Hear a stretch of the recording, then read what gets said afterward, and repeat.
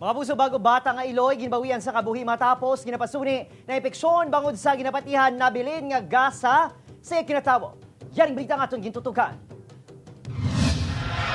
February 9, sukat na isa ka bulan matapos na nabunag si Baby Jenica. Sa karon, ginapasapasahan ini padidi sa iyang mga tiya matapos sa patayang Iloy nga si Aika, 30 anyos. Ang ginapasuni rason sa matayin sang Iloy, impeksyon nga tuga sang gasa. Ukon gauze sponge nga nabilin siya kinatawo sang ining nagbata sa Murcia Rural Health Center sang January 9. Sunod siya ba na si J. Lord, naghabok ang tiil kag chance ng asawa humalin nga ini ang gin-discharge sa health facility. Makapilaman kuno ka beses sa palabot sa pamilya ang sitwasyon sa Iloy, apang ginapahayag sa mga taga-RHU nga normal lang ini sa mga bago bata. Why gid yan nilaging kwan niya? Nahimos nila. Puway nilagin siguro. Wala kabuhi niya sa tao ang ginawiyatan mo. Katapusan sa Enero, sang gindalang Iloy sa isang private clinic, tubtob na kalabot sa CLMMRH. Sunod sa pamilya, luyag makigangot sang doktor sa Regional Hospital sa midwife, nga nagpabata kay Aika, apang ginapabungul-bungulan ng kuno sila sang staff sa Murcia, sang ilagin padulungan.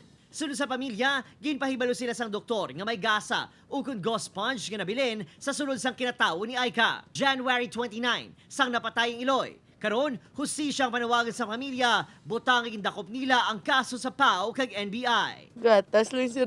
Nga tani, dapat iya kailoy ya. Galing. Ubuti ano mo kaya mo na natabo. Ano panawagan nyo? Nga tani, matagaan ng ustisya nga kung ano bayaw ikay.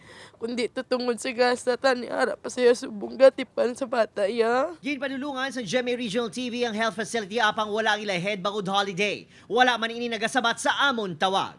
Ang sabat sang LGU bantayan sa masunod nga semana. Upad Kiril Casillo, Adrian Prietos, 1 Western Visayas.